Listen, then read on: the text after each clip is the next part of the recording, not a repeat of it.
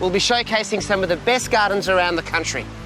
We'll travel from outback Queensland down to Melbourne and around Victoria, across to the rolling plains of Adelaide and back up to the top end to Darwin and across to Cairns. We'll see some incredible places and meet some inspiring and passionate gardeners, all who are doing something quite remarkable.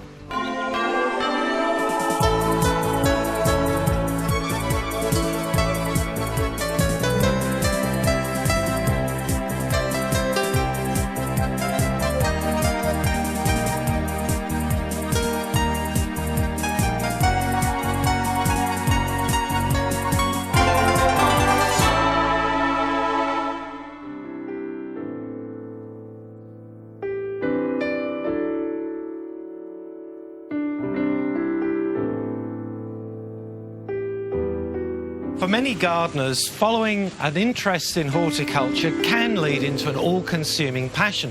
And we're about to meet one such gardener who's spent his entire life consumed with a passion for tropical plants. So much so, he's now one of Australia's foremost tropical garden designers. Dennis Hunchait grew up and first worked in the grounds of a 7-hectare tropical garden, the Oasis Tourist Gardens, a major tourist attraction in Queensland. Today, he lives in suburban Brisbane, and his passion for tropical plants has seen his own garden expand to include the 3 neighbouring properties. Dennis, what was it like growing up in the Oasis Tourist Resort? Absolutely fantastic, Jerry. I mean, there was 4 swimming pools, there were tourist gardens, I mean, there was fauna, there was flora, there was everything a boy could want. No, it was truly amazing. I was the head gardener there for many years, and of course, once the Oasis wound up and got sold up for real estate, I created my own Oasis gardens here, actually. Now, a lot of people would assume that this has always been part of tropical horticulture, but these plants haven't always been popular. No, they haven't, Jerry, and we've introduced a lot of this style of planting, if you like, the tropical foliage style, where you have the year-round colour.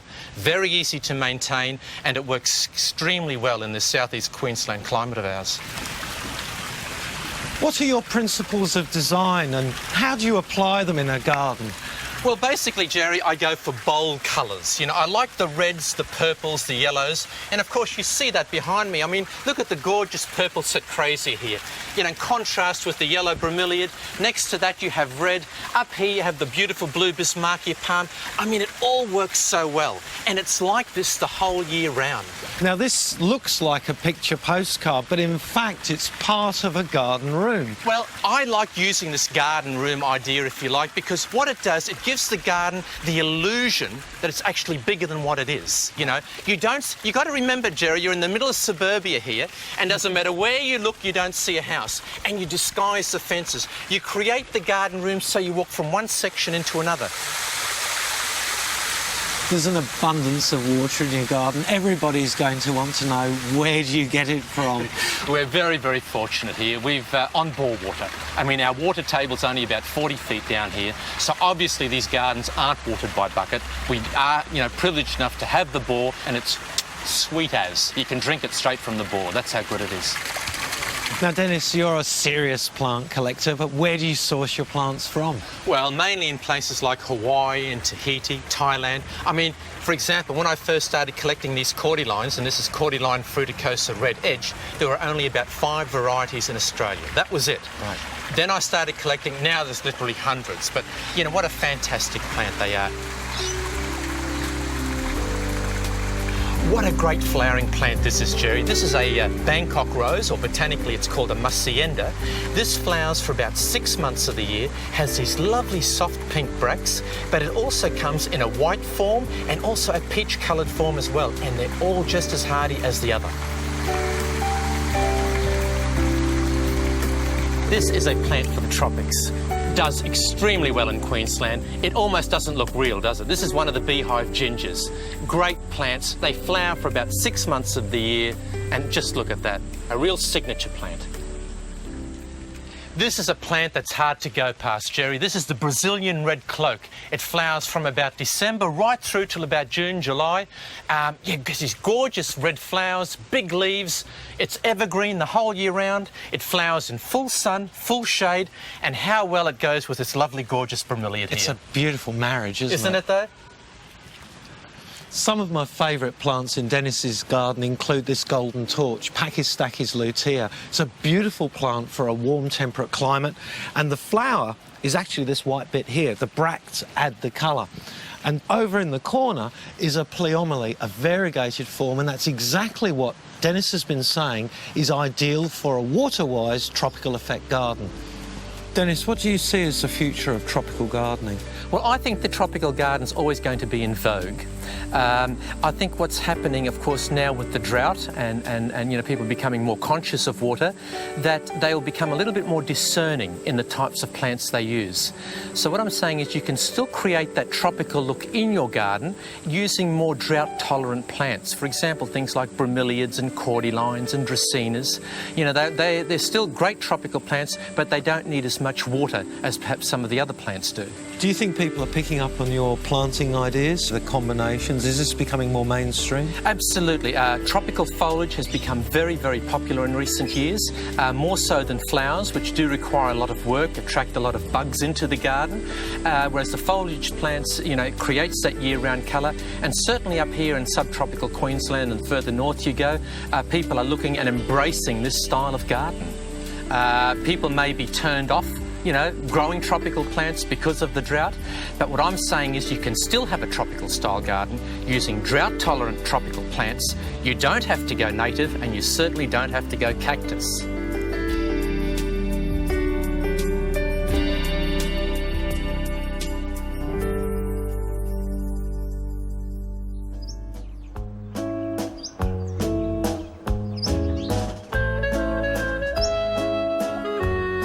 This is Marin Carmen.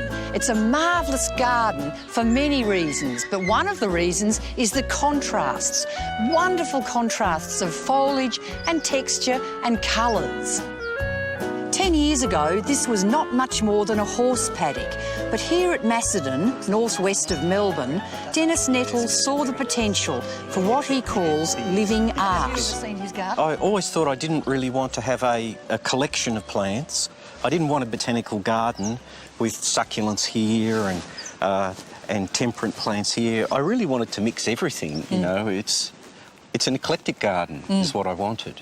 Over here you've got a lot of subtropical plants like the Tibucina and the Melianthus here, but you've also got plants that contrast well with the succulents in this bed as well. I mean, even the Plectranthus neocheilus over there is actually a fairly subtropical plant. It does grow in an arid climate as well, so it can work with the succulents. So everything's always mixed together. And I love these two plants on either side of the pathway. What are they?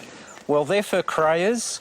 They will basically flower once in their lifetime, and they produce this big flower spike in spring with lots of lovely white flowers on it, and then it produces these bulbils all ready to go into the soil, and then it will drop those, and then the plant dies after that.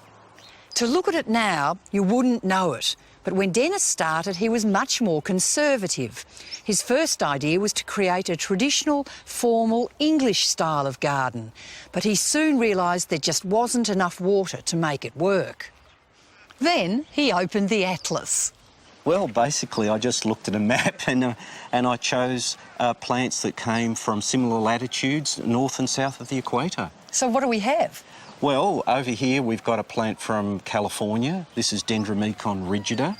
I like how it mixes the yellow with the blue leaves. Wonderful. Oh, yes, it's lovely. It creates a nice contrast. And then this, for a contrast, is spectacular. Oh, this is the lancewood from New Zealand. It's a Pseudopanax ferox. And then the large leaf one behind? That's Sparmannia africanus, the hemp plant from South Africa. And here we've got the silk tree from Central Asia. Again, a very drought-hardy plant. And they all have a similar latitude as Melbourne. Yes, they do. I love the way Dennis is not afraid of a strong statement. This is a garden of a passionate amateur. There is no concession to fashion. This incredible garden of Dennis Nettles is filled with plants from all over the world. Many of them don't belong in the temperate zones. Most of them are from the arid and subtropical regions, like this solanum, a member of the tomato family. Very prickly foliage and stems, but fantastic blue flowers and little red fruit. What I find so clever is the way Dennis has created microclimates for these plants that mimic their homeland conditions. So he's tricking the plants into thinking they belong. We do get frost up here and we do get snow, but when the plants were young, basically I protected them with stakes and with plastic. I tend to find that after 2 years the plants have enough wood on them and they tend to toughen up. And you've got a lovely pawpaw there. Yes, well, I'm very proud of this one. This is a mountain pawpaw from Peru, and as you can see here, it's just about to produce some fruit. Dennis, you've really designed this garden well as a sun trap in a way. Yeah, well, it's a garden of the sun. I've put the trees over to the west side and they're on the south side of the block so that we can let in the maximum amount of sun. As soon as the sun comes over Mount Turong there in the east, it warms all of these plants here, and that's really important because the longer a plant is under frost conditions, the more damage it gets.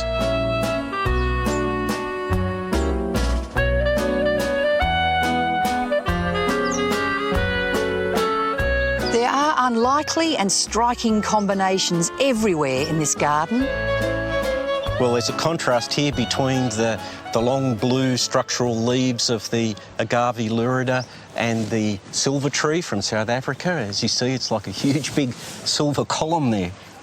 And you've got a Banksia spinulosa, the dwarfed form, underneath. Yes, I love Australian plants. They go quite well with the South Africans. And more contrasty foliage.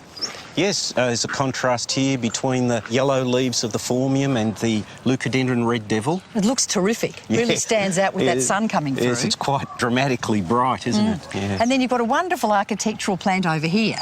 Yes, that's one of my favourites. That's Agave shorii. I really love this plant because it's so perfectly symmetrical.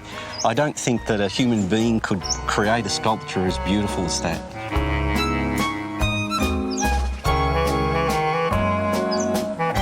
Would you call yourself a collector? No, I'm not really a collector. I'm not a collector of rare plants. I choose any plants that are going to look good in terms of the artistic composition I'm trying to make.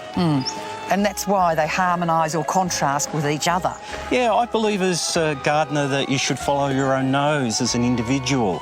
The important thing is to choose any plants that are going to work in nature, but at the same time are going to fit in terms of the compositions you're trying to construct.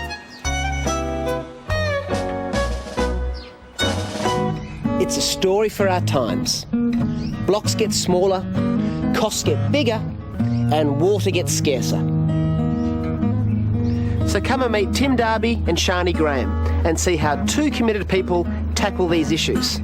Just a hop, skip and a jump from my place, actually.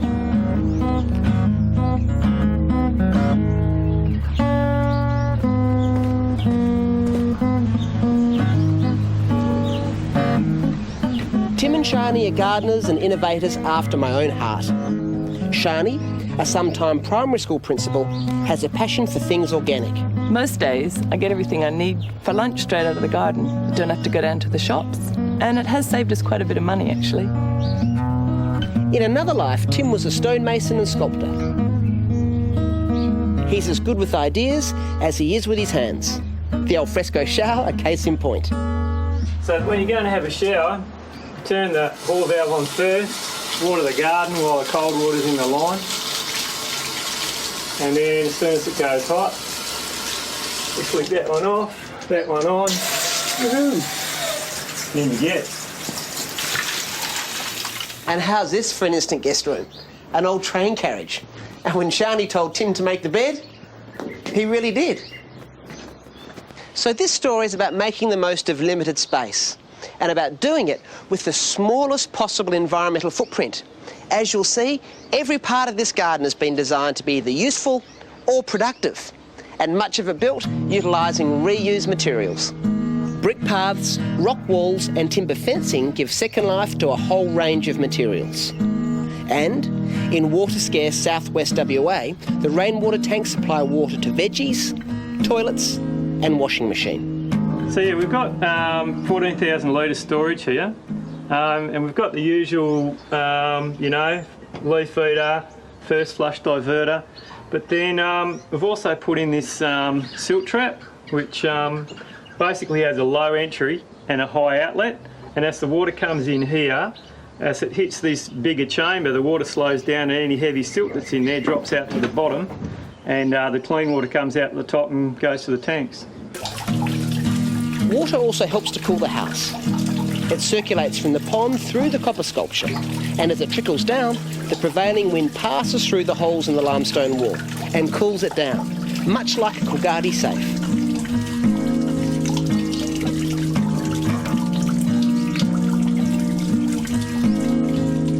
But the real ingenuity starts here. The neighbours on the northern side built a second story, effectively blocking the winter sun to their veggie patch. What we did was bought these big mirrors. They're the old sliding mirrors that used to be full-length wardrobe.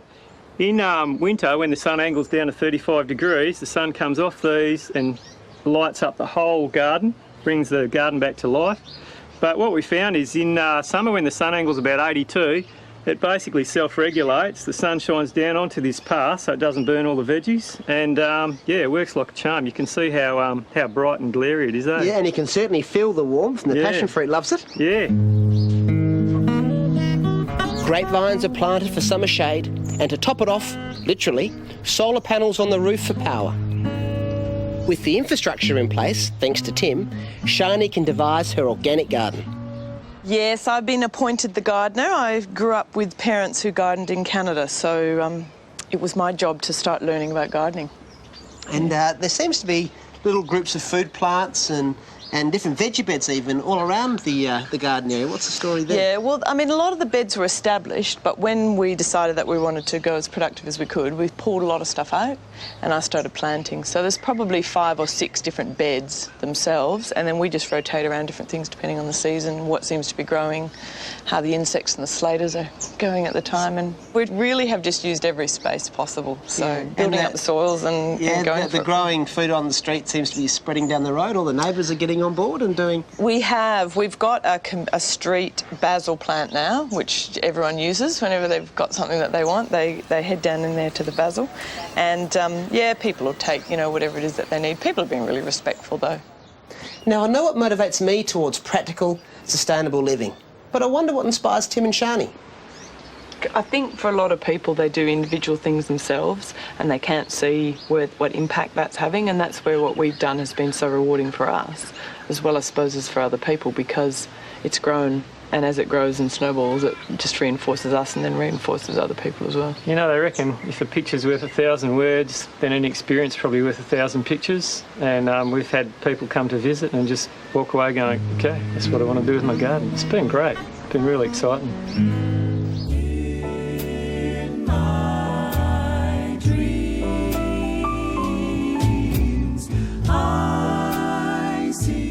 The Barcoo River of Western Queensland's legendary. Celebrated in Australian poetry, particularly by Banjo Paterson, the river forms a boundary between outback Australia and what is known as the far outback. It's often said that west of the Barcoo, there's little in the way of civilisation. But that's not entirely the case. On the banks of the mighty Barcoo is this wonderful oasis, the Gillespie Garden. The original Northampton Downs homestead, as it was called then, was built in 1888, and you can still clearly identify it by those old-fashioned ventilators on the roof. How long have you two been here? Well, Walkers have been here since 1959, and Peter and I have been up here as a couple since 1978. Oh yes, so you're the second generation of the Walkers on this property. That's right, yeah. Was the garden the same size then as it is now? No, it's grown a little bit. It's grown outside the fence a little bit. Well, we've got 55,000 acres here, and I think I'm going to end up with about 5,000. She's going to end up with 50,000 acres of garden. The homestead sits on sandy loam soil, and with temperature extremes of 40 degrees Celsius in summer to below zero in winter, the garden threw up some real challenges for its owners, Peter and Butch Walker. What sort of plants were here when you took over? This coral tree was here. Butcher's mother planted that. So this is one of the original trees. Mum would have planted that in about 60 or 61, I suppose. Yeah, it looks stunning. It really is a great plant. It's quite unusual. I don't think there are too many of them out this way. So it stands the heat and the dry and the cold? Well, it doesn't get any special treatment, so that's good. It thrives. How hard is it to keep the garden going in this climate? It's been pretty difficult, particularly up until we had the watering system installed.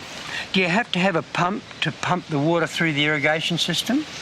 We don't have to. We've got enough pressure coming from the bore to service the water. So it just comes straight out of the bore. How about, is it salty or hot? Or? It's quite warm in the middle of summer, but we've had it analysed and it has a pH of about 8.5 at the moment, but no residual salt, so that's pretty good for the garden.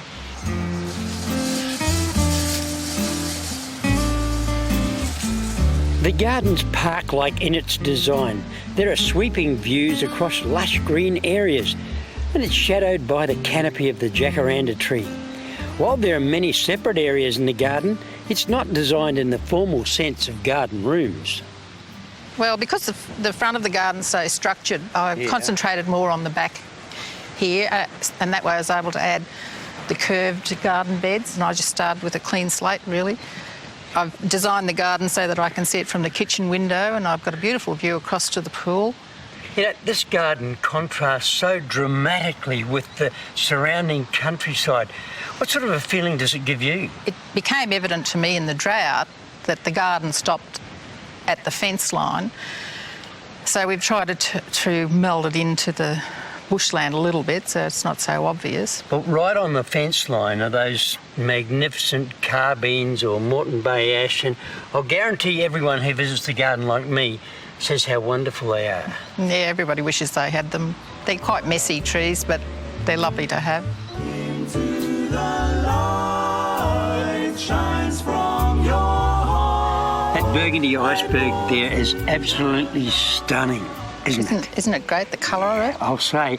And you know, because they're so close to the fence, they highlight the harshness of the surrounding countryside with all this colour. And then you go over the fence to the bush.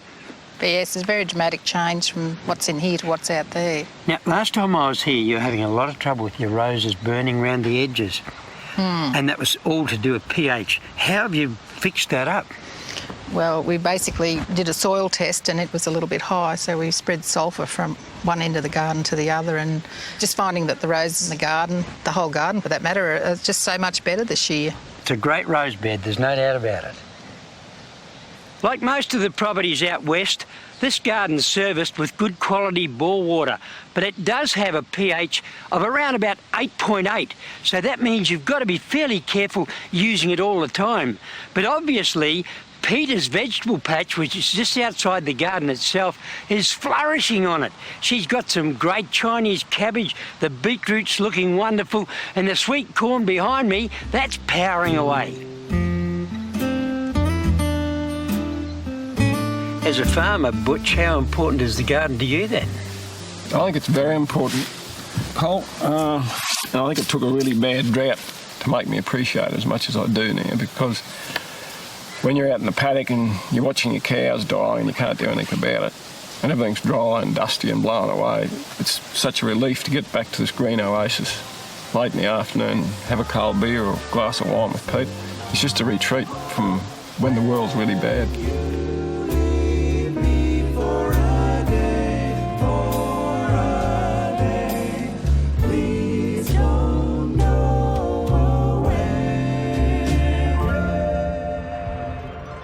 This is our Federation cottage in Sydney, which my husband and I bought 10 years ago. Now, when we first bought the place, we did what most couples do. We renovated, we had children, and we completely neglected the garden. When we first bought the house, all it had in the garden was a hibiscus and a rose bush and a very trim lawn. And as you can see from this photograph, down the front, it had 2 bottle brush, which, to tell you the truth, I thought were rather scrappy. And this is the same bottle brush now, or Callistemon hannah. It's got this beautiful weeping habit, which I particularly love. And now it's doing really well because we've removed all the grass, which was very competitive, and replaced it with this native grass, or Dianella. It doesn't get the dead wood anymore, it's much healthier, and it flowers twice a year, covered in these red flowers that attract heaps and heaps of birds. We absolutely adore it. It's become a real feature in the garden and is integral in its design.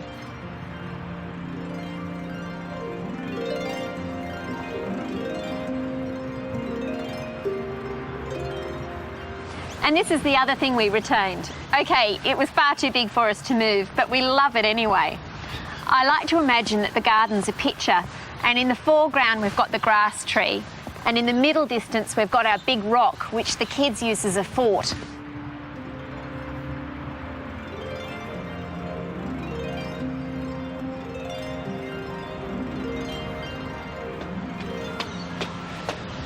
One of the best vantage points of my garden's up here on the top of the stairs, where I can look out across everything and see all my favourites.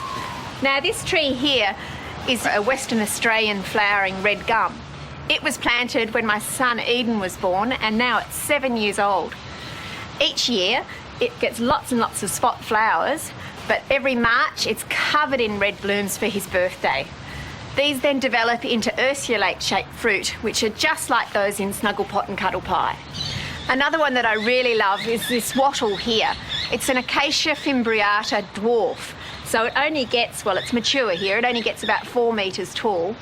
And in a few weeks, it'll be covered in flowers. It's just spectacular. I can lie in my bedroom and look outside and see just a massive golden blossom. When I planned my garden, I really wanted to make a feature of not only the rock, which I thought was really beautiful, and keep the bottle brushes, which were protecting me from the neighbours, but I also thought I wanted my garden to be a place of discovery. I wanted it to have texture and movement and not be about flowers, really. I wanted it to be about sort of more the waving of the leaves and raindrops through trees, and have a lot of special things. One of the nicest surprises was actually once we got the garden up and going and it was mulched and sort of a bit self-sustaining really, things started to happen on their own. Our next door neighbour had a tree fern, a cyathea, and it had a baby. It self-seeded in our front yard and popped up near the rock, and it was just the sort of textural contrast that we couldn't have thought about putting in, but worked superbly as soon as we saw it.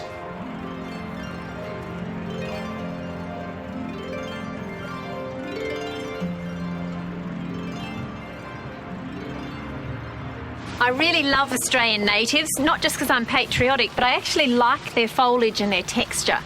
Take this eucalypt with its beautiful round glaucous leaves, which I absolutely adore. It's called Eucalyptus presiana, or the yellow fruited mallee. But have a look at the flowers, they're just fantastic. It's native to the Stirling Ranges in Western Australia, but quite happy here in my garden at Putney. And just check out these flowers, aren't they beautiful? What I love about gardens is that it's a chance to really show your own personality. My garden, it's a bit messy and wild and carefree, but hey, that's me. I love the fact that I can be sentimental, that it's got plants that I put in when my kids were born, that there's a sculpture that I had made for my husband's birthday. I think that's all really lovely. It brings back memories. What I also love about my garden is that it's ecologically sound, and that's important to me. I love the birds and the frogs and the lizards all here. But most of all, I love that my garden's a place of discovery where the kids can wander through the garden and find lots of treasures.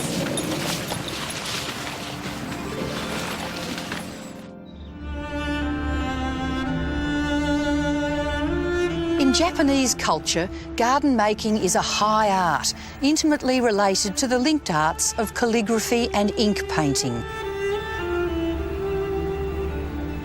Since the end of the 19th century, Japanese gardens have also been imitated in our Western gardens.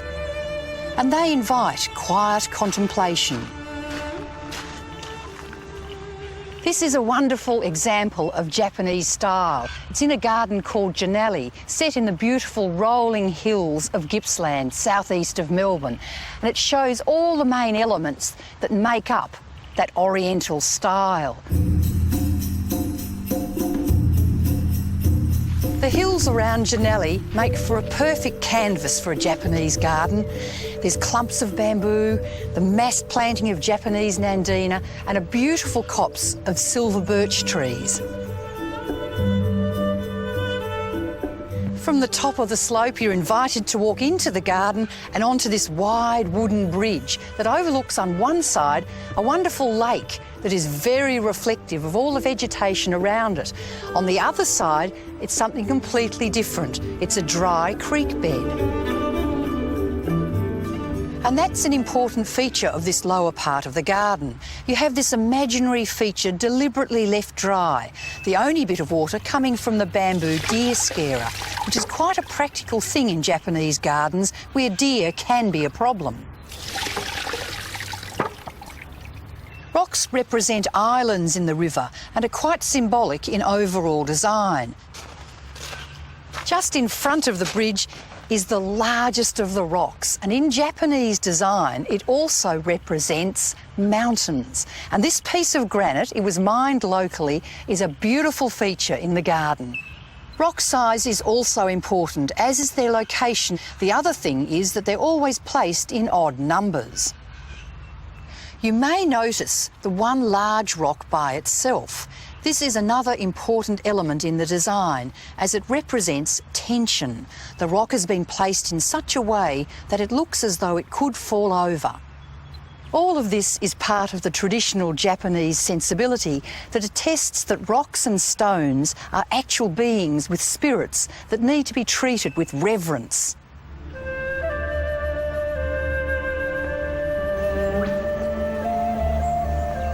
In Japanese landscapes, green is the predominant colour. Very rarely do they use lots of flower colour, and that's why in midwinter bamboo is a beaut thing. This is Bambusa balkua, and it's a beautiful thick-stemmed clumping variety. One of the Japanese sacred bamboos is Nandina domestica. This one has got a ferny, feathery foliage and bright red berries, and it is a very colourful plant. Another plant that's often featured in Japanese gardens are the conifers, because they're very hardy. This is an evergreen one, juniper. It's very prostrate, and its cultivar name is blue carpet because of that sea of blue. That effect is really good on the edge of the dry creek bed.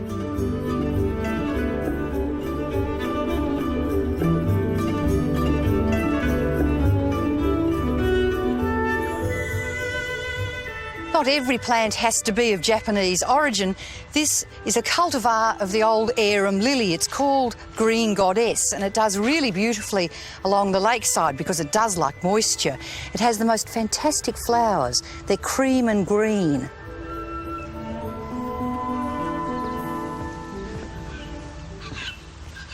This is the lowest and the most moist part of the garden, and it's where the iris do well. They can handle that moisture around their roots. And this wonderful boardwalk zigzags its way over the top of the dry creek bed. And that's important because it's keeping evil spirits away. You will always notice that very few Japanese landscapes have straight lines, and that is indeed to keep the spirits out.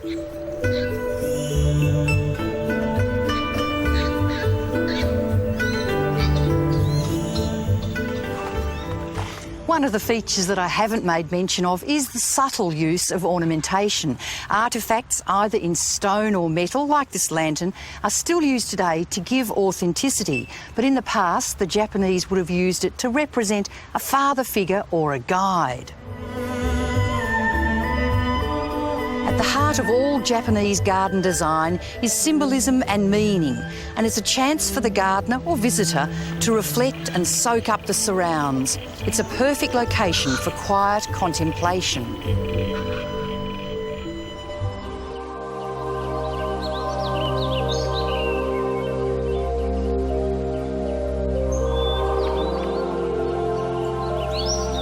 This 2.5 hectare garden at Mount Wilson in the Blue Mountains is the creation of Keith and Libby Rains. For nearly 30 years, they've developed this property into a serene place of wonder.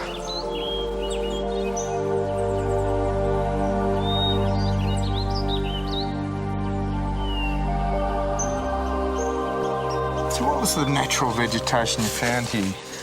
Well, it was mostly rainforest with sassafras and coachwood, and then there's the tree ferns. There's two types of tree ferns here, and then there's the giant banksia trees. Yes. I love the way you've blended that with all the shrubs that you've planted. Just beautiful. The rhododendrons and things. Have you found that they've adapted well to the rainforest? Yes, they have very well. This cyclamen looks like it's well at home here. Yes, they're very happy here. That's the species cyclamen, Cyclamen hydrifolium. Yes. And they come from places like North Italy, up in the mountains there.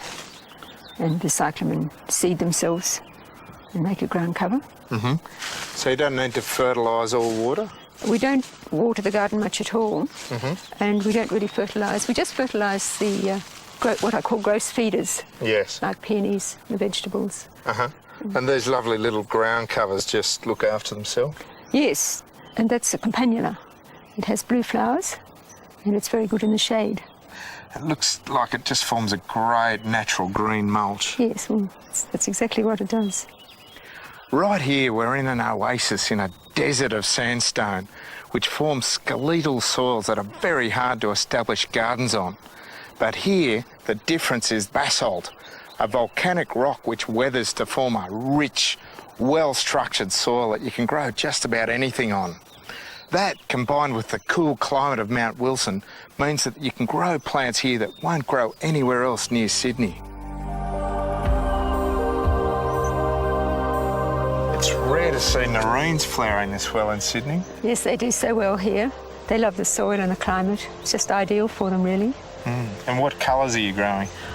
Oh, they come in many colours. There's white, pink, salmon, red, and there's soft orange ones. They're beautiful.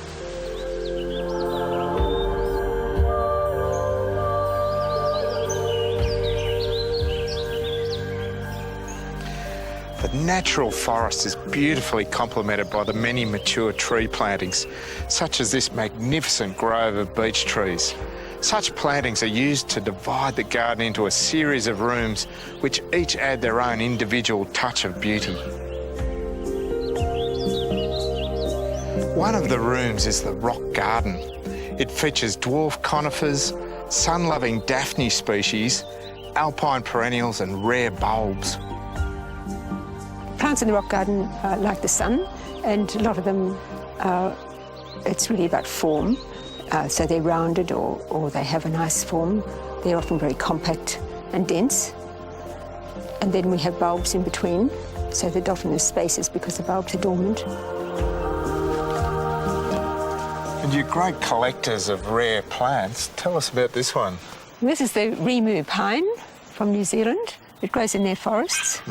It's often regarded as one of the most beautiful conifers in the world because it's so very graceful.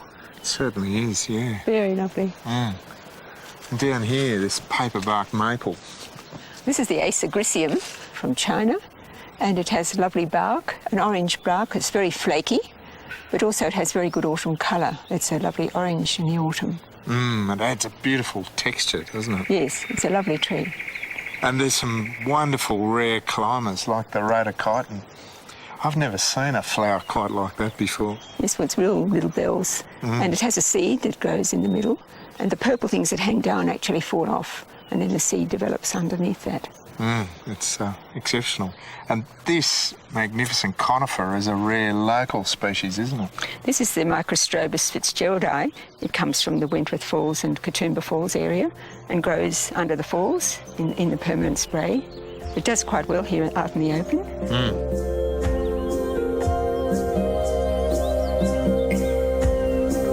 The lovely thing for me about Merrigarth is the way that the indigenous vegetation has been used to create a beautiful garden, but it's not a bush garden. The use of natural stone and these lovely rainforest species creates a garden which is totally in harmony with the Blue Mountains landscape, yet is based on exotic plants.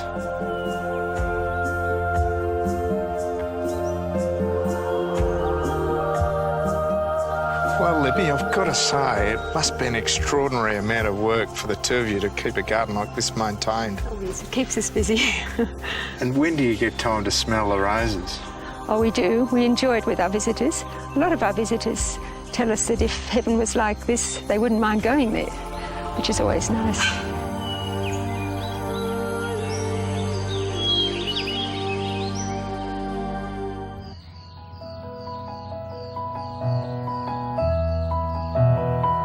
People usually associate the tropics with lush green foliage, but there are many other kinds of plants in the top end, like those found in dry woodland areas. They're interesting, drought-tolerant plants, and they're just one of the passions for Dr. Dale Dixon.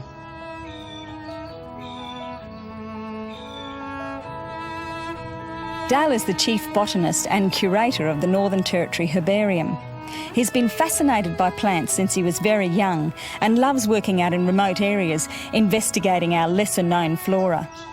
This professional interest has been enthusiastically carried over into his home garden.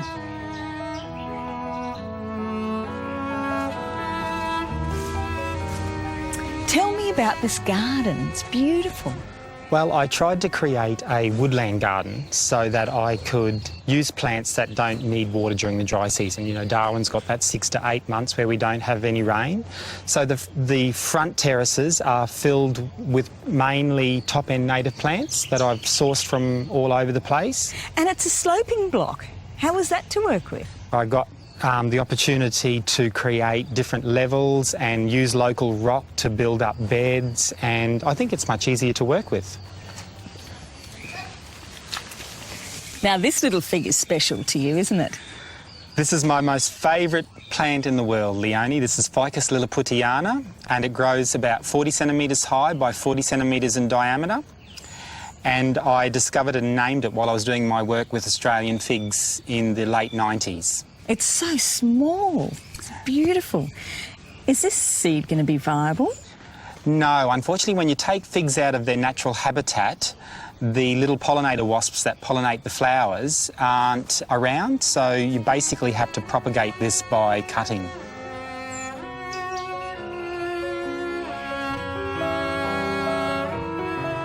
One of the more unusual plants in the front part of the garden is this native Heliotropium. It makes a great ground cover.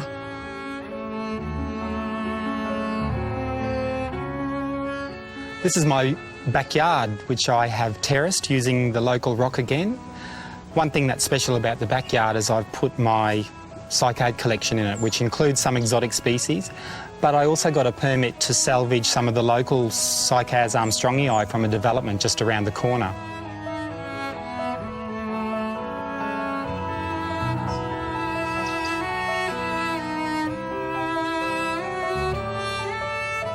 And this is such a beautiful little pea. Is it native? This is a native pea to the top end, Crotalaria novo-hollandiae. Peas put nitrogen back into the soil and they're really easy to grow. I just grab the right pods and throw the seeds in another part of the garden and they come up. Your field work must really influence your garden. I guess it does. I mean, we get to go to some amazing places, you know, out to Arnhem Land, and you get to see some different landscapes, and I've used my experiences out in the field to create this rock ledge, and I've tried to get little tiny plants to put in it that you might see out on some of the rock ledges. And what's this little thing? This is Calandrinia uniflora. It's related to portulaca. It'll persist into the dry season if you give it a little bit more water, but most times it can die back to a perennial rootstock. And then come up again once it starts to rain? Yeah, the next season.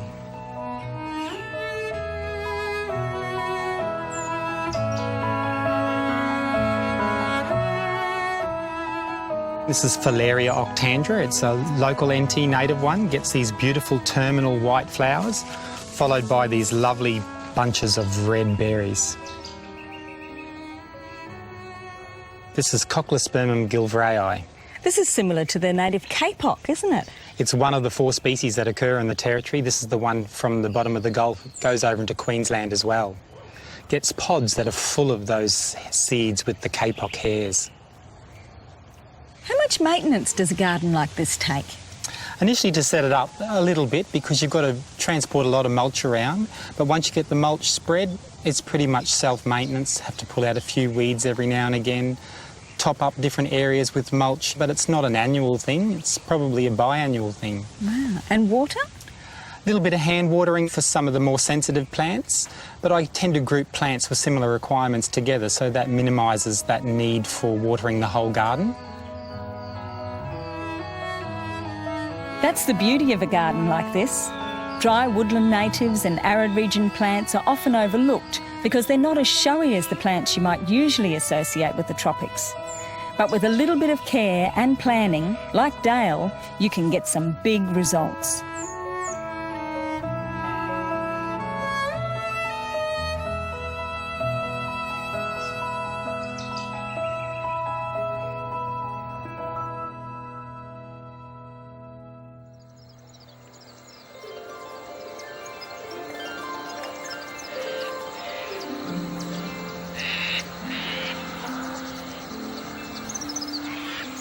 I'm in the countryside just outside Kyneton.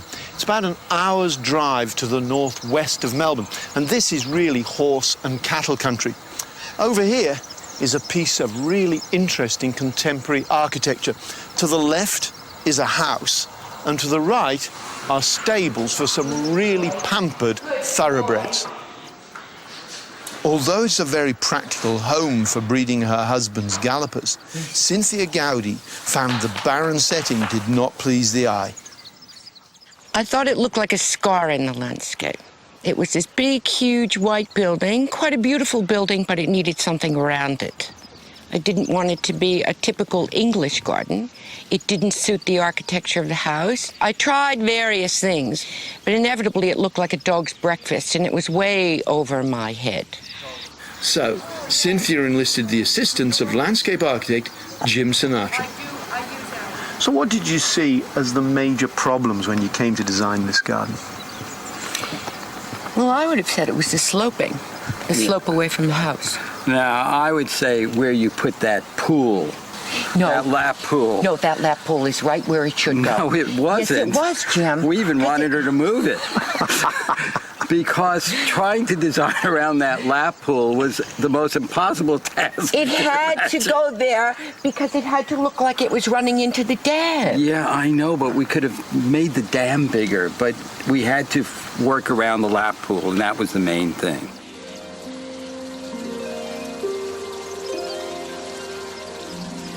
The idea was to connect it with the dam beyond, and in connecting it with the dam beyond, we had to actually lower the dam wall a little bit so that you actually got that sequence when you look at it.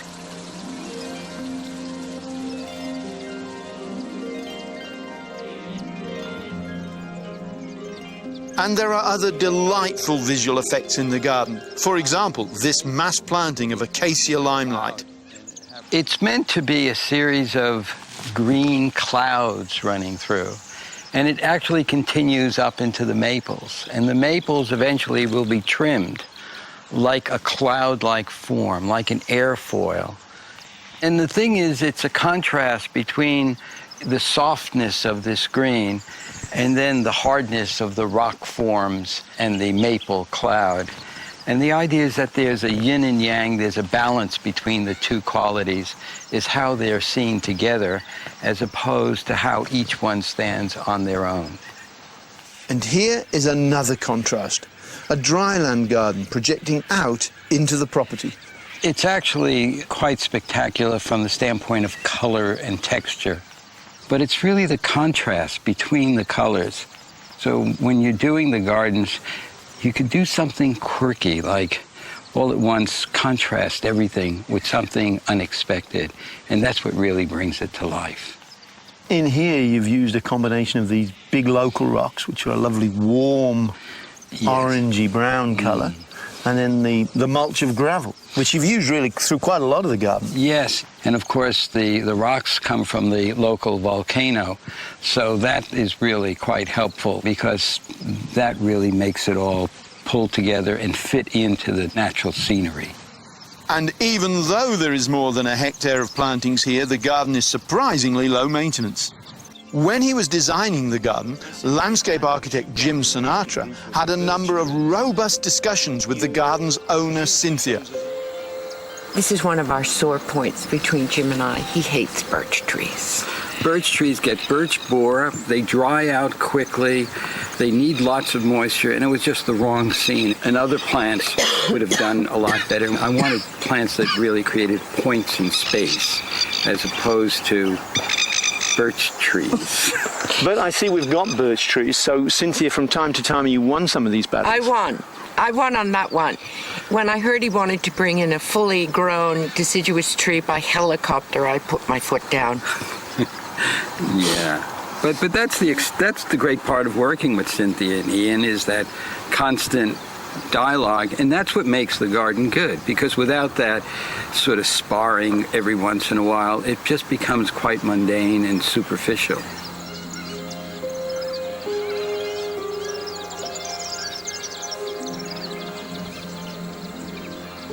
So an overall harmony has been achieved in the garden. And yet these wonderful views of the wide brown landscape have been retained.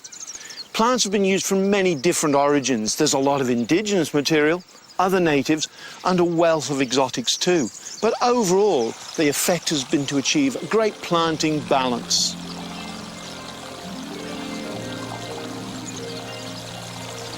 Now, Cynthia, this wetland would be one of your favourite parts of the garden. It certainly is. It gives us a feeling of coolness, quiet, tranquility, and softness in a very arid environment. And it brings together an extraordinary range of plants. I mean, you've got these wonderful mature manna gums, then their seedlings, but also these introduced plants like the xanthodischas, the arum lilies here. Yes, I love the contrast of the white against the glossy green leaf. But I noticed there's an area behind the house which is not just Australian native plants, it's indigenous plants to this area.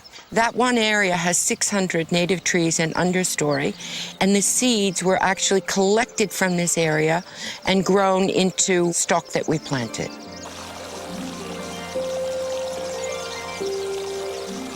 So, Cynthia, are you happy with what Jim's done here? I love what Jim's done here. It's contemporary, that it has angular shapes instead of soft lines. It matches my home, which is very angular and contemporary and hard-edged. It's been a marvelous experience, and I would never give it up.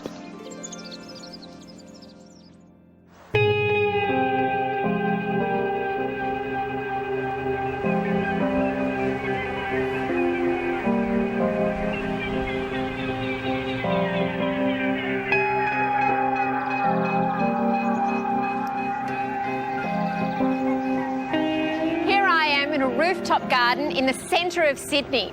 Now, this green oasis in the city is a direction that many overseas countries have been taking, but Australia is really only just now getting a handle on. Our client, who was the developer of the space, he had a great vision and he didn't want us... Daniel Baskey is a landscape architect who is justifiably proud of his creation. So, you know, what was once a car park, we wanted to turn that over and create an island in the sky which was really dominated by planting and nature. We started with a concrete slab that was the car park. That slab needed to be reinforced with upturned beams to make sure water's not going into the apartments below. You've got to seal it. In between those beams, because they were sticking up, we filled with foam core, just so we got a consistent soil depth of 300 millimetres, because really that's all we needed for the majority of the plants.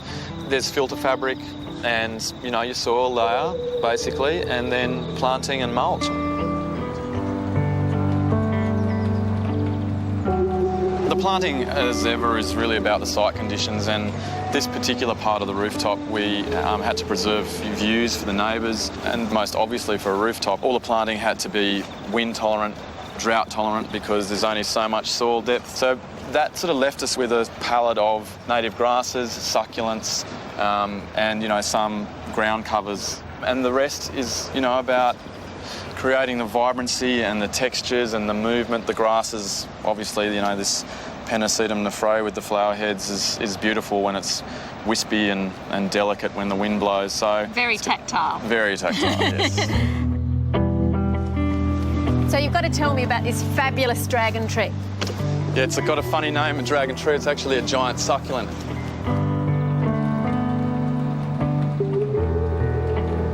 It was really the pivot point for the whole lower level here. So yeah, we're very happy with it. I love how you've got it in this raised garden bed with the lawn underneath it. It does make it feel really special, like, you know, sitting under here with a book would be the best spot in the whole place. That's right.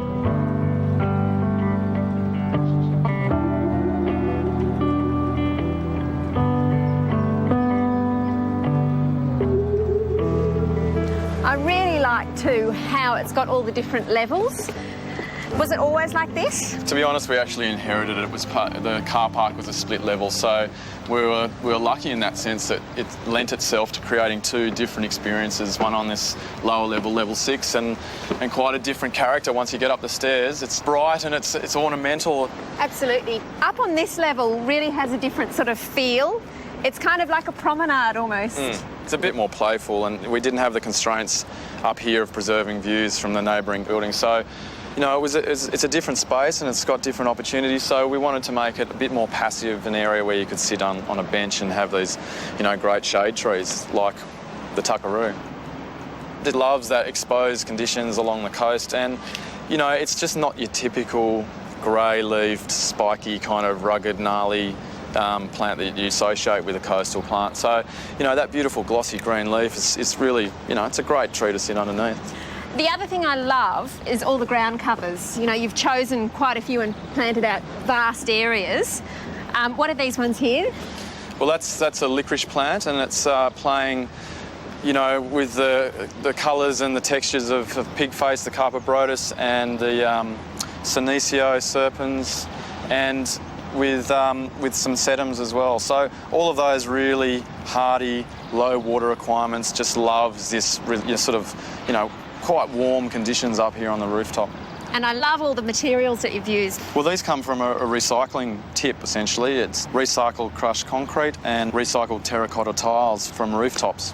Up here, it's not necessarily about accessing all areas of the landscape. It's about a feeling that you get, you know, from any garden where you're observing.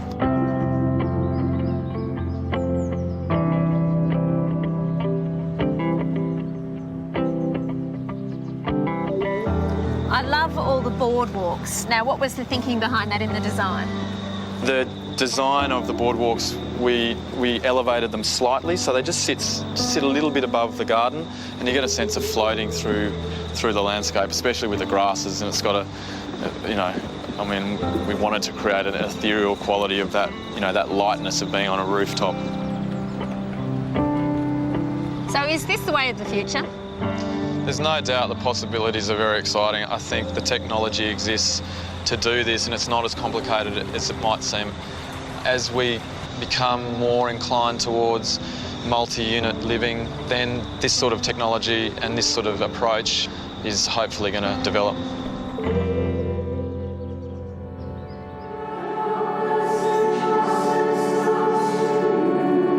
This is the Abbey at Jamberoo, on the edge of the Illawarra Escarpment, 2 hours south of Sydney.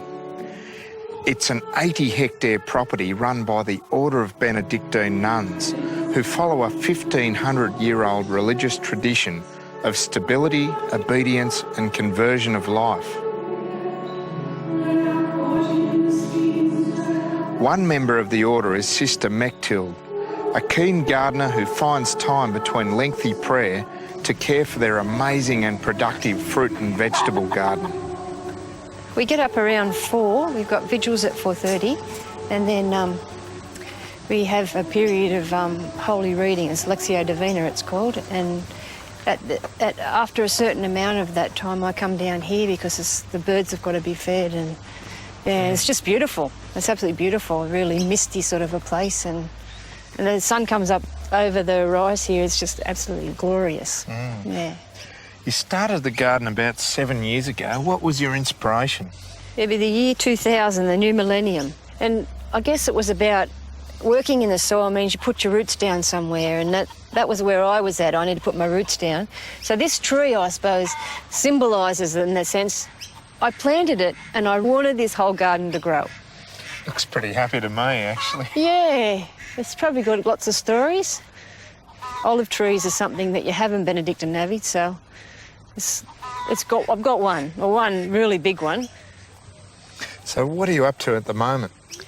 I've just started the planting of spring because spring doesn't really come for us until October. But I've got in my carrots and parsnips. The snow peas keep going because we still have cold nights here for at least another month. These are my leeks. These are great. For years, I've only had one lot of shallot plants, and I just keep transferring them. Like that's my shallot here. But I discovered that if I cut the shallot off at the ground, I can make it perennial rather than the little seedlings every year. And I decided this year I'd try the same with the leek, and the leek is actually the third growing off the leek. So they make a great feed. The leek is very nice. And you've got some other unique sort of structures to deal with That's pest one of my problems. inventions. Yeah, a pest one. This is a dog's bed. It was like the trampoline type dog's bed, because this is the third lot of lettuce I've actually planted in here. I started with 2 lots of seed, and now I've just put in the seedling because, you know, the willy wagtail and the bowerbird, having them for breakfast, I think, before I even get here. So, yeah, that was my way of covering it. Tell me about your wonderful berry patch here. Oh, this one here is the blackberry. It's the thornless blackberry. And by January, February, it's just absolutely massed in berries. Doesn't look much at the moment, but 1.5 kilos a day I'd be picking, and just fills the freezer. Sunday desserts are great. So I use the pine needles as a mulch here because it likes the acidic soil. Through September, I put some mushroom compost down around every plant, and then the pine needles, and that's it. It's tedious, but it's fun. It's really lovely to be able to pick something that you've grown and to eat it fresh from the vine. Shh, don't tell anybody.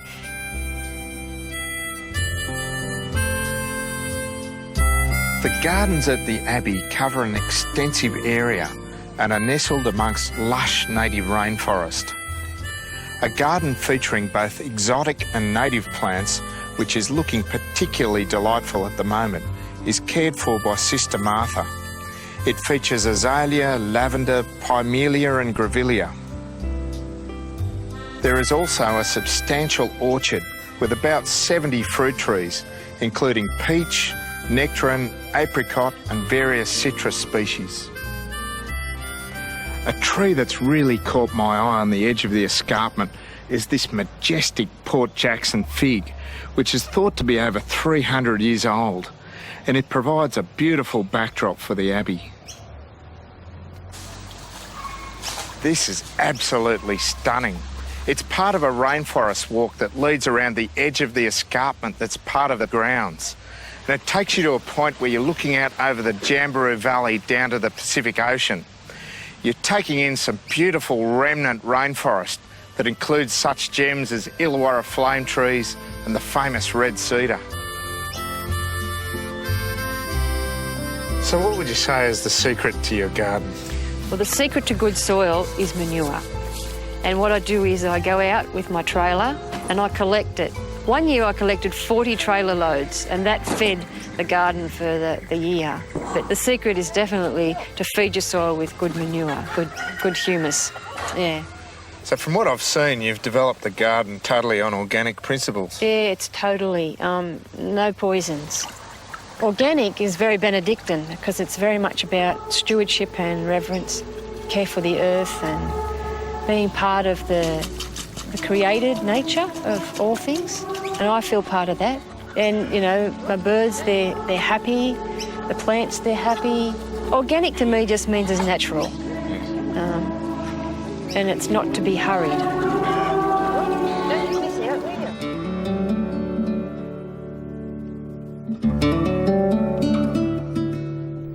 This bountiful hectare of orchards and veggie gardens was once degraded, blackberry-infested paddocks. It has been transformed by David Holmgren and Sue Dennett. 22 years ago, they came here to Hepburn, about 2 hours northwest of Melbourne, and created a self-sustaining environment. Self-reliance and self-sufficiency were our main aims. There were some difficulties, of course, but what's a challenge without difficulties? Sue devotes much of her time to the care of the animals, while David concentrates more on the botanical world. But what they're both doing here is known as permaculture. You know, Josh, the planet's got into a pretty serious state over the last 20 years since we started work on this property, and we really need to get moving on the sustainability front pretty seriously. David's actually a bit of a hero of mine, because way back in the 70s, David was in fact one of the originators of the permaculture concept. Permaculture I see as central to the redesign of everything we do, from the big picture stuff right down to the most basic, ordinary ways of living and designing our environment. Take this grapevine, for example, here, shading the north-facing windows on the house. Passive solar designed house, we want to keep the sun out in the summer, which it does, and of course in the winter it lets the sun in. But of course the grapevine, managed simply, provides food, lets the sun in the winter and blocks the sun out in the summer. This place is all about growing organic food locally and challenges how we think about waste by demonstrating reduction of consumption, reuse and recycling, and getting the maximum return on effort. There's lots going to seed in the garden. Yeah, that's of course partly the huge fluctuations in temperature up to 40 degrees that we've had, but it's also part of the gardening approach where we leave some things to go to seed so we can collect the seed, and also for some to just actually drop on the ground and reseed naturally. So we never sow parsley, we never sow silver beet. Some of the lettuces just come up wild. Of course, it does mean that you've got a lot of excess plants. The thing I say is you never really get rid of weeds, you just end up with a better class of weed.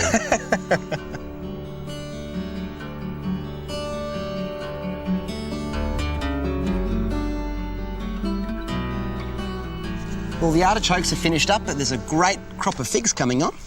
Yeah, well, of course, the artichokes grow when the tree has no leaves on in the winter, and then they die down over the summer, and the fig, of course, comes into its prime in the late summer with an autumn harvest. So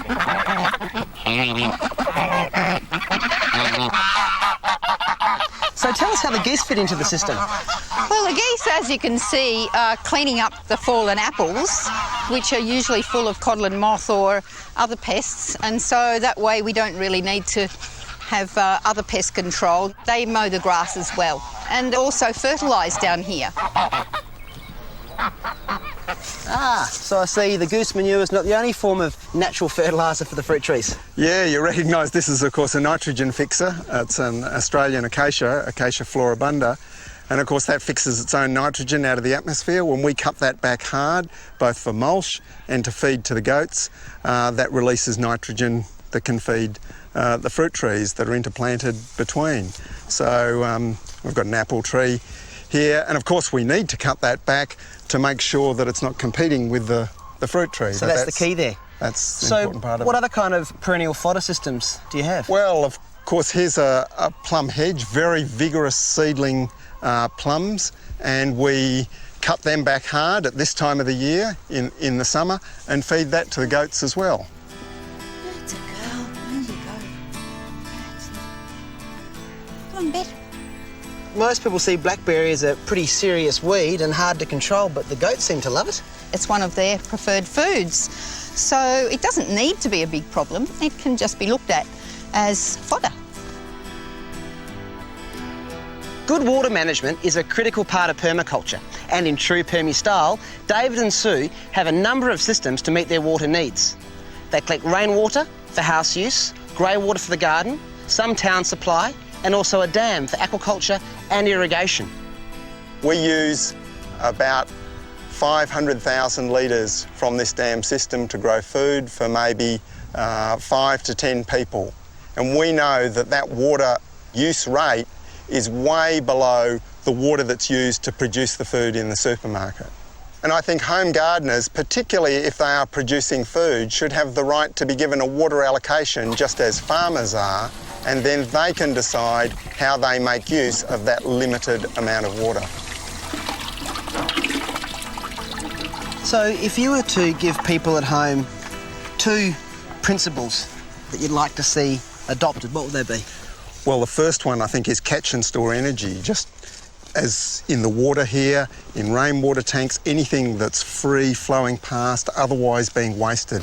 The second one is really to use that to obtain a yield, produce something, grow some food especially. That's the most important thing that people can do. Do you think it'll ever become mainstream?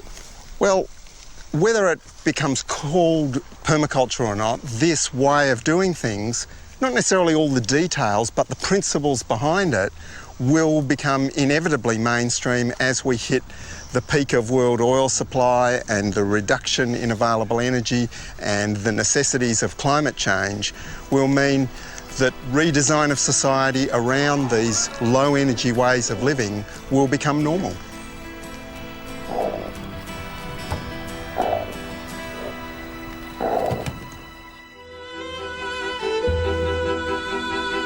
This is Newstead House. It's Brisbane's oldest surviving residence, and I love it. I love its tranquility. I love its history. In fact, I love just about everything about it, but I especially love its gardens.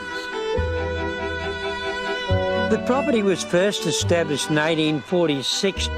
Since then, it's been the home of a Darling Downs grazier, a Moreton Bay District Police Magistrate, and other prominent businessmen and politicians, until it was taken over by local government in 1918.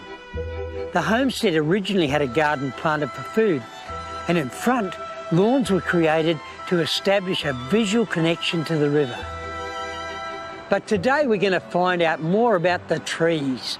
Newstead Park, like many other 19th century heritage properties, is home to some great irreplaceable assets. That's grand old trees.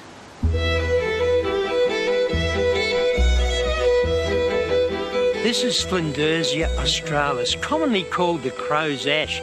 It's a magnificent tree. It comes from tropical Australia, and this particular specimen was probably here before the house was built, so it's got to put it over 160 years old. It produces lovely dense foliage of large leaves, and then comes the creamy white flowers, and they produce these fabulous, interesting seed heads. Now, they've got 5 seeds, and they open up to these boat-shaped seed heads. The florists just love them because they last like that for years and years and years, make great floral arrangements. It's a member of the Rutaceae family, and the genus was named after Matthew Flinders, the navigator, and he was the leader of the expedition that first collected the plant. It's also commonly called the native teak because the timber is extremely hard. This is unique to Newstead House. Most people think of the crepe myrtle as being a shrub or a small tree, but this Lagerstrema speciosa was planted about the same time as the house was built, and it's claimed to be the largest of its kind in the southern hemisphere. It obviously got a fungal disease and all the centre rotted out. Had it been left to its own devices with only the 2 sides to support it, it would have blown over. So they filled it up with concrete, and I love the innovative little door they've created for kids. It's a magnificent tree.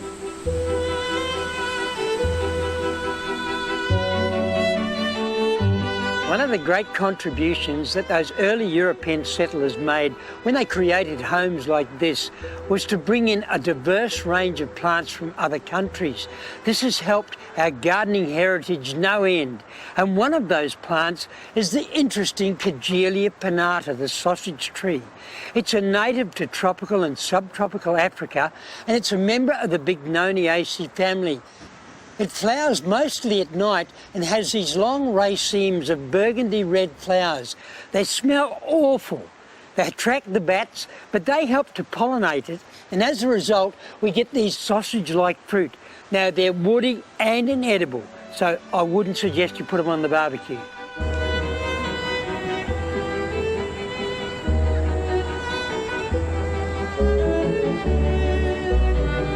The early settlers didn't just rely on imported exotics for their garden. A lot of these Queensland natives, the Brachychiton rupestris, the bottle tree, with its exotic-looking trunk, found their way into lots of gardens.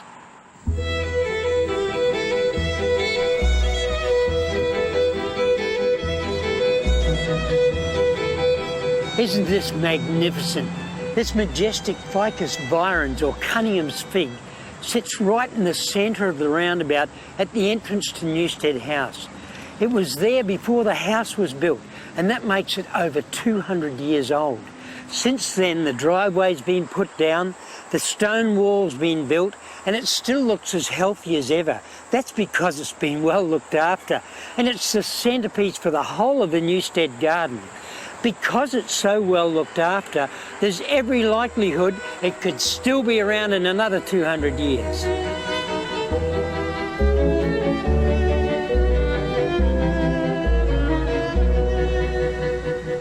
These grand old trees complement perfectly the grandeur of the house and garden, and they're an essential part of our history and our environment. These trees are irreplaceable, so they need to be preserved for future generations, and historic properties all over Australia play a key role in keeping historic trees and gardens alive.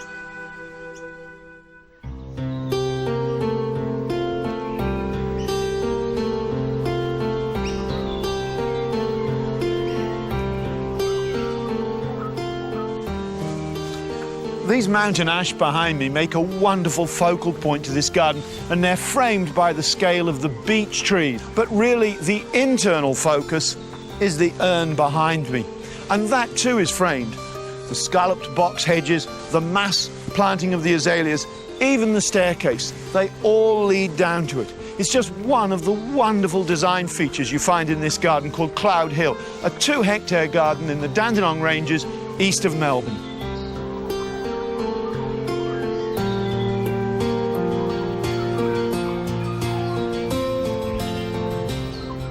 This site was established as a nursery in the 1920s. The nursery was sold in the 1990s and purchased by its present owner, Jeremy Francis. He set about transforming it from a purely utilitarian nursery to the aesthetic delight that it is today. To do that, he utilised a whole range of design principles. Perhaps the most important one of those is the use of the axis. And it's the axes that form the framework which hold the whole garden together. Jeremy Francis was a prosperous farmer, but he had a passion for gardening. So in the early 90s, he sold up his West Australian wheat belt property and bought Cloud Hill Nursery. He saw in it the foundations for a magnificent garden. We based the design on gardens that I saw in England to a fair degree, the arts and crafts gardens of the last 100 years. Gardens with good structure and compartments. I suppose the rows, the axes that you created, were sort of in part developed from the rows in the nursery, were they? Yes, we actually found this property with rows of big beech trees. They were actually used for cut foliage production for the florist trade. But in amongst the rows of beech were some magnificent specimens from the old nursery, stock items actually, including the 2 big weeping maples here. And so we had some historically significant trees to work the style of garden into.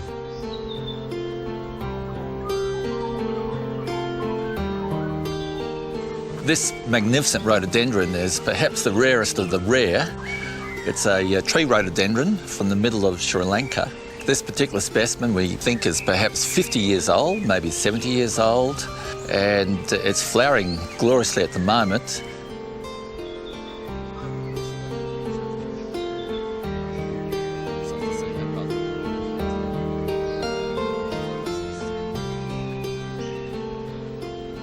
Cloud Hill is made up of about 20 different garden compartments.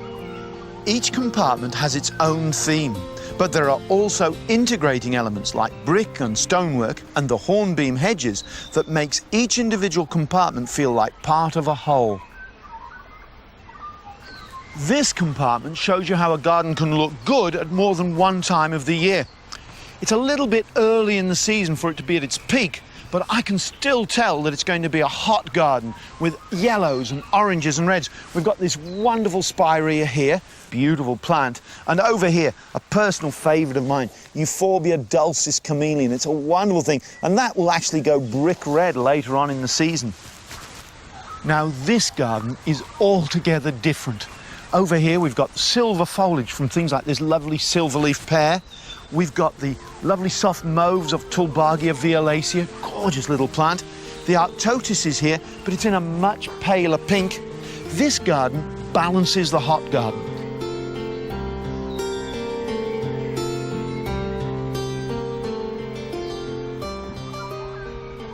Now, when it comes to designing your own garden, never be scared of borrowing ideas you see in books or on a visit overseas. This piece of planting reminds me very much of France, where they like to clip hedges and have these sort of mounds in the middle of them. It looks terrific.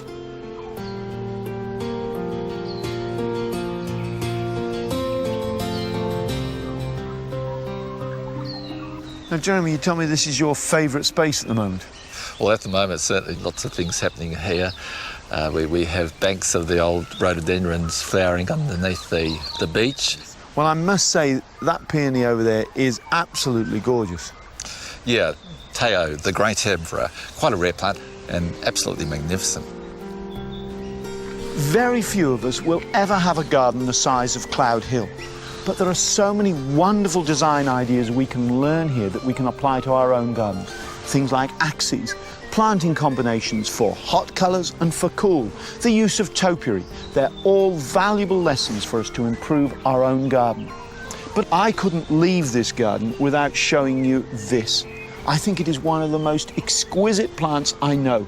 It's a magnolia called Magnolia Seboldii, and the flowers are so delicate they look as if they've been carved out of porcelain. And in the centre, they have that wonderful deep red eye. This is one of my very favourite plants. And of course, in a well-designed garden like Cloud Hill, you not only get good design, but you also get the use of wonderful planting.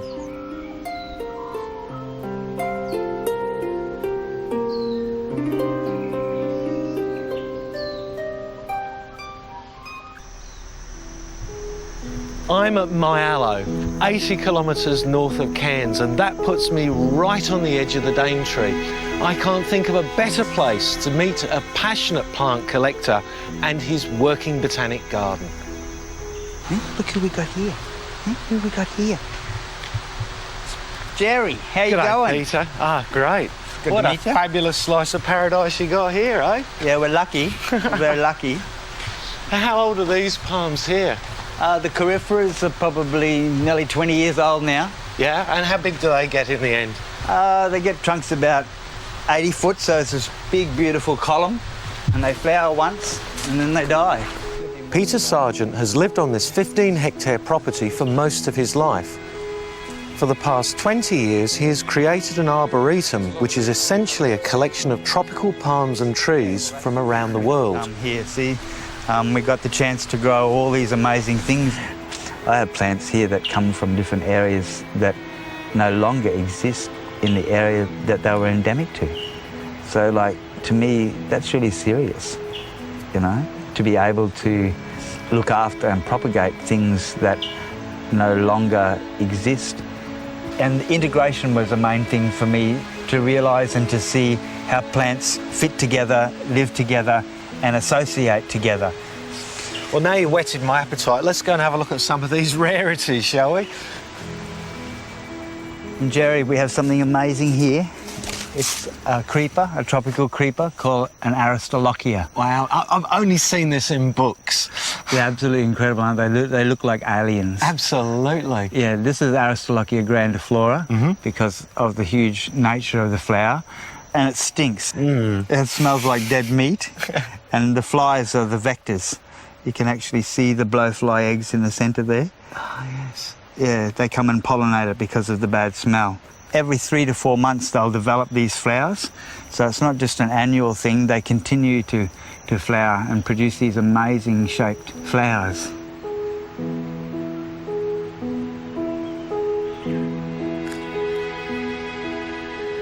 You've made horticultural history. Yes, Jerry, this is a raffia seed. It's actually the first seeding in Australia of Raffia hookeri, which is the raffia that they used to make baskets and boater hats and wicker for chairs. We have 2 palms here planted side by side. Right. So we have better pollination. Other people who have been growing them have only had a single palm, so they didn't get the seed set. So, yeah, and it's a beautiful, sculptural, lovely thing. Absolutely fantastic in their own right, aren't they? Just like pine cones. Yeah, yeah.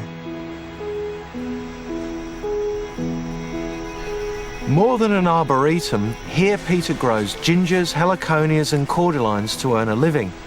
He's amassed such a huge collection of aeroids, bromeliads, palms, orchids and tropical fruits that visiting Wyenbeale literally risks sensory overload.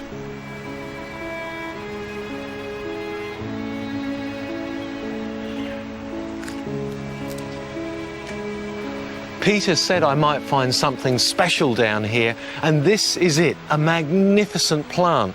It's a Freycinetia, and it's related to Pandanus, a group of plants with a very ancient lineage.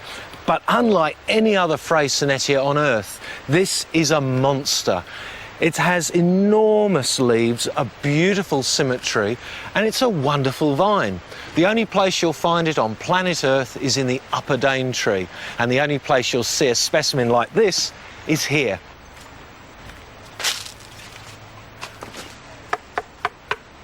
That's the sound of a balsa wood tree, and I've never seen one before.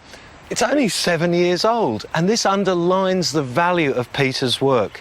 It helps people like us to appreciate the riches of tropical rainforests and maybe help us to preserve them.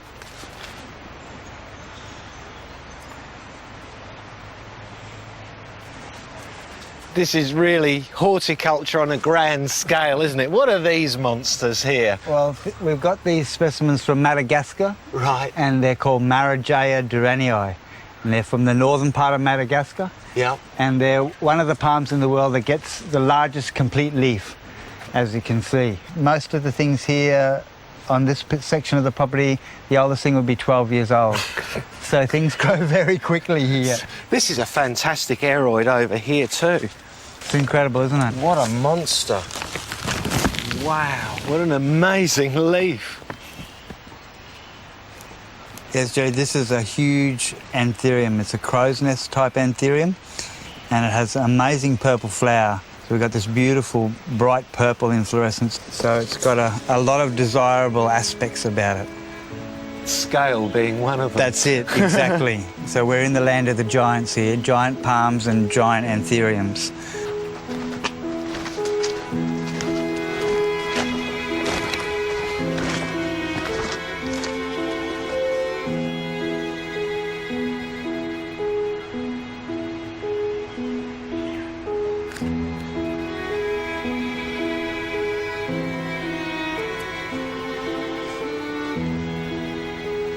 The opportunity to be able to show people is really the driving cause behind a lot of what I do.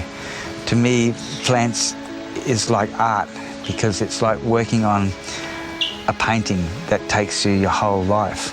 This is putting hundreds and hundreds of little colours and different plants together to make the most amazing living picture that you could ever have.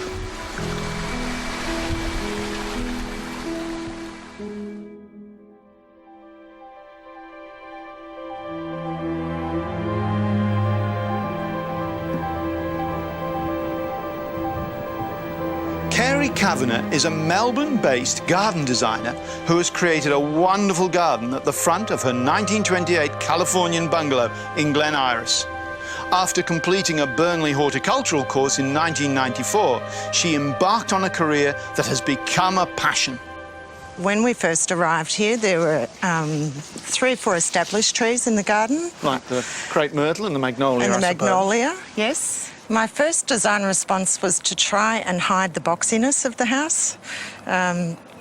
I did have one go at trying to do nice straight lines, and frankly it just didn't work, so I took the absolute opposite approach and did some lovely nice wide curves. I particularly like the way you've taken the bricks of the path and used them to reinforce the circle. Absolutely, it really does, doesn't it? Yeah. In quite a strong way, yeah. So what sort of grass have you used here? Because it's looking wonderfully green even at the end of summer. It is. I've used palmetto, soft-leaf buffalo, very drought tolerant. We don't water it at all, which is a good thing. And does it take wear? Very good wear. We have a dog who continually runs all over it, and not a problem. It's so thick and spongy, yes. It's really But good. I notice around the corner you've used something else that I think is really a good alternative to turf. I have, as a point of difference, yes. I've used dwarf mondo grass here. It originally was meant to be in a mound, but over time has tended to spread a bit, but that's fine. Again, as a point of difference from the palmetto buffalo, it's a terrific ground cover. Do you have to put any water onto this? No. It's showing a few signs of drought, but really it's come through very well, hasn't it? Yeah, it's pretty good, isn't it? It's filling out very nicely. Yeah. I noticed, Kerry, that the box hedge you've used here is not the typical box that most people tend to use. No, it's not, John. It's not English box. It's a Korean variety. It tends to be a little bit floppier, not quite so rigid, which I really, really like. Other thing, you know, you were really lucky. You say there wasn't much left in the garden, but have a crepe myrtle. Oh, I mean, that's the best thing very anybody good. could It have, is I very reckon. good. But better than that even, you've got this one linking to one next door. They're not quite the same colour, but there's a very strong sense of a borrowed landscape here. There is. I was so lucky to have that just positioned where it was, that dark pink one. They're a beautiful thing.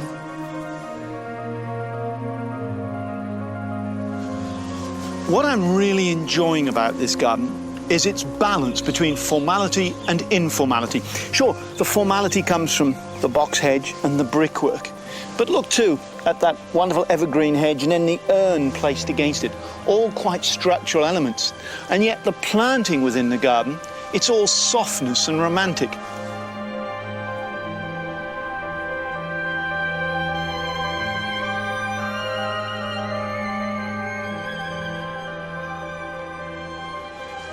One of the attractive aspects of this garden is the way in which there are little vignettes to admire everywhere you look. Over here, for example, is this rusted iron obelisk.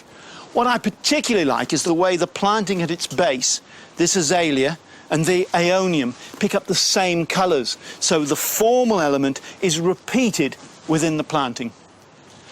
Now, one of the things I notice about your planting, Kerry, is that you always use strappy leaf plants. That's right. I absolutely love the form of them, but at the same time I like to anchor them with lower growing mounds. It really creates interest and keeps them in perspective, I think. One of the great things about these strappy leaf plants is that the leaves can vary so much between the quite broad leaves of the phormium and the canna here. And the cannas, yes. Through to the very narrow grass leaves. Yes, fantastic variation, isn't it? Not only that, it's the colours of the leaves that are here all year is what gives it interest, I think. So of all the plants you grow, which is your favourite? I would have to say the Boloskian, simply because of the height of it and the fact that it waves in the breeze, and everyone who comes to the garden has an urge to touch it. Yeah. And its bronze colour is fabulous. It's fantastic, isn't it? It ties in beautifully with the Acer behind you. Yeah, it's lovely.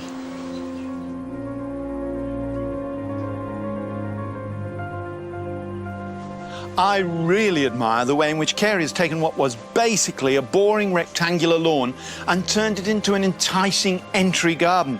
Not by using hedges to create spaces, but by subtle use of plants that just broken it down into these really charming areas. The great thing is that this sort of approach is applicable to so many gardens, and really, it's relatively easy to achieve.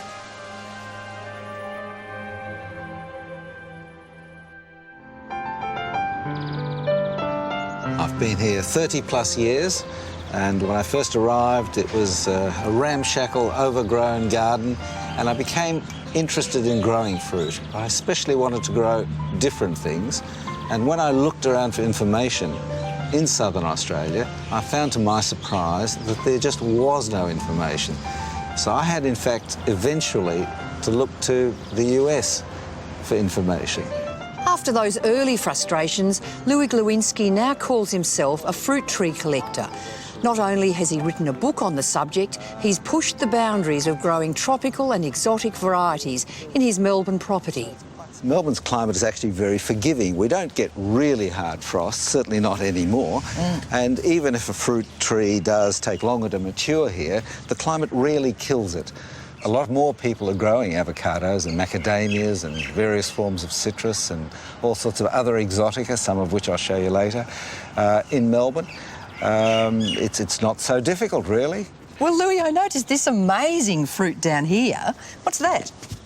That's the Buddha's hand citron. It's a splendid creature, isn't it? It does look rather like an animal rather than the fruit. It does. I've seen an awful lot of books where it's pictured and the caption underneath says it's got 5 fingers. And even the photograph above it shows it's got many, many more than that. Louis, I would like to grow one of these. They're so unusual. They're very easy to grow as long as you have a little bit more sheltered spot. But if they haven't got really hard frosts, no problems. Yeah, just like a lemon tree. And I noticed you've got avocados up there. Now, that's a tree that really is suited to Melbourne. I think every home should have one. It's easy to grow if protected in the early years. And it's a beautiful large tree in the background, splendid crops, expensive fruit. Why not grow it in your grow own an avocado? backyard? Absolutely. Some of the trees you've got are rather large ones. What's this? This is a white sapote, star of the show, isn't it? It's a It's beauty. a very heavy-bearing tree. In fact, I think it's one of the most heavy-bearing fruit trees that there are. And obviously, these are quite hard at the moment. Well, they're about a month off ripe, and you pick them when almost the same colour, and they just come loose. Give them a day. Cut them in half, spoon them out. They're like a banana custard. Beautiful taste. Sort of slurpy. That's right. They make a beautiful ice cream, beautiful sherbets, and really, almost everybody likes it at first taste. Where do they come from, these trees? Mexican highlands, so it's got some cold tolerance.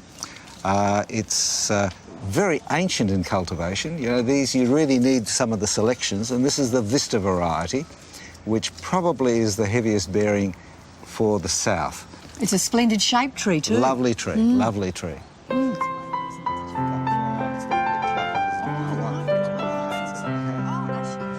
Louis, you've got plants from all over the world. What's this one? Yes, this takes us to another continent. This is from South Africa, and it's the Natal plum, Carissa grandiflora.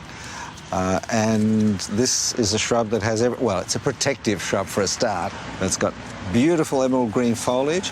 Have a little smell of that. Oh, it's semi-like a frangipani. It's a beautiful flower, a scented flower.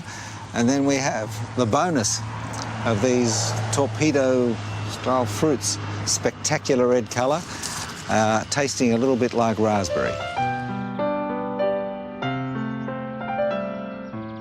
Come and have a look at this, Jane. We're on to our third continent here. Where's this one This is come from Asia. It's a favourite fruit of Thailand. Yeah. And this is the wampi. The wampi. Now, what happens with that one?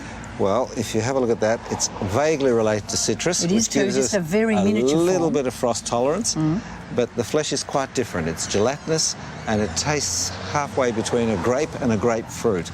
Beautiful thing, and when it's got a bit more light than I give it, it's got huge bunches. You can see the racemes of fruit.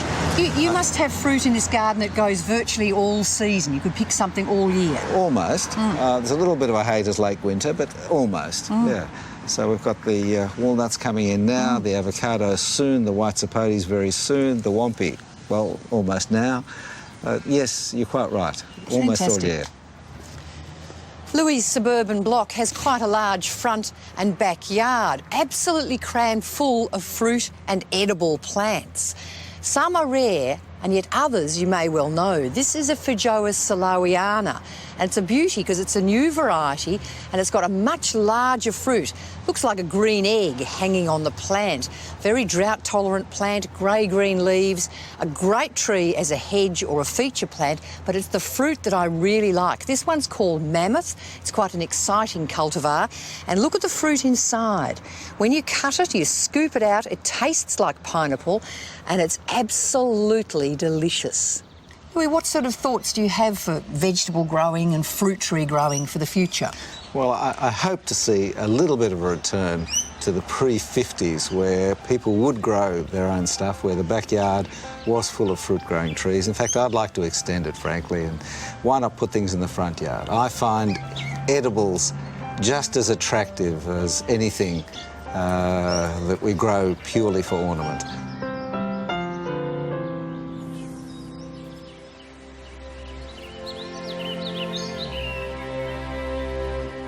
This is Scary Gully, a 60-hectare property in the Adelaide Hills, about 30 minutes from Adelaide. It was named by a young girl who thought the descent to the valley floor through the forest was so steep and scary.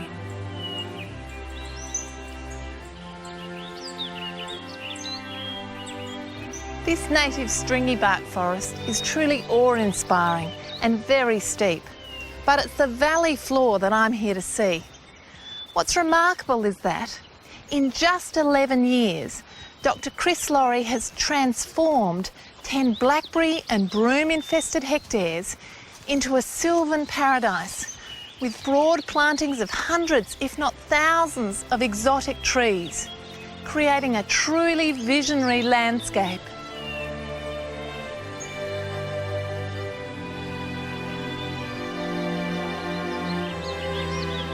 I don't think of myself as a gardener, more of as a sort of lunatic landscaper. So what attracted you to this site, Chris? Well, it's a valley that is long and narrow, surrounded by native forest, but the forest floor presented just an amazing opportunity because of the deep, fertile soils to clear away all the noxious things and really, start with a clean slate.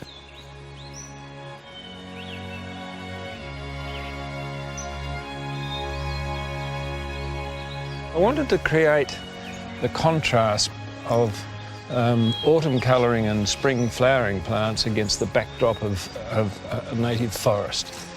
So you've got this juxtaposition of the indigenous plants that are all evergreen and these constantly changing deciduous trees and shrubs.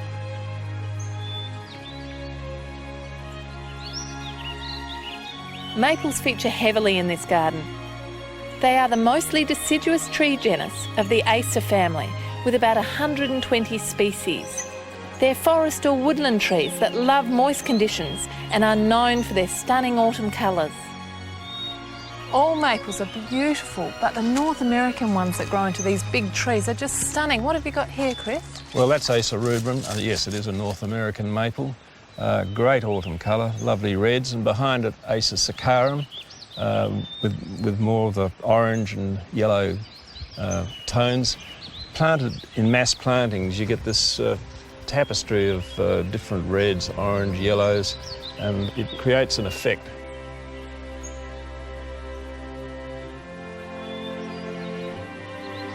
The garden extends for 1 kilometre, with a grassy sward running parallel to provide the space to take full advantage of the trees within the landscape.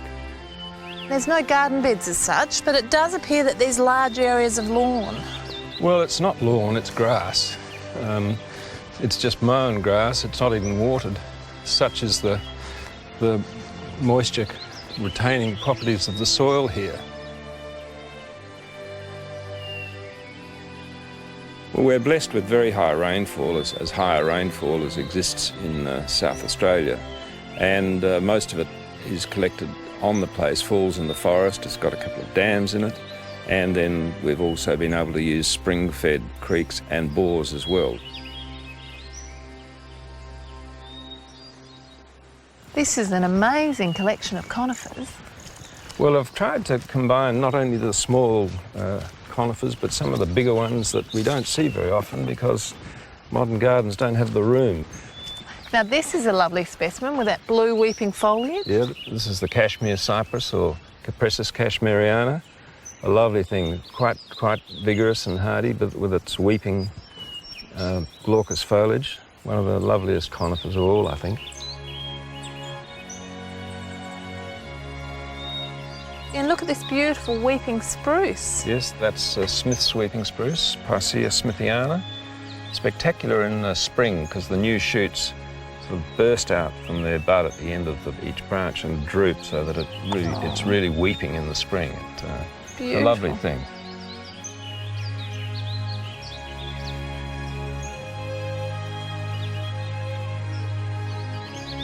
You've also got two beautiful fountains that add to the sculptural feel of the garden. Well, I think, yeah, fountains are a form of sculpture, really. What do they say? Men like mucking around with boats and water. Well, you can add fountains in there. I think there's nothing better than moving water and the sound of moving water. The expanses of water you've got almost add another dimension to it. Yes, I mean, particularly in the mornings and evenings when it's still, the reflections looking up the valley, you could take a photo and turn it up the other way. You wouldn't know which way was up. Now here we've got a beautiful grove of dawn redwoods and swamp cypress, and their sizes are amazing. Yes, they're great together. The metasequoia, the dawn redwood, and the Taxodium disticum, the swamp cypress, they both love being near water in deep soils. They grow at a phenomenal rate. They also have the most wonderful bark that's almost folded or pleated, and beautiful knobbly knees where the roots are exposed.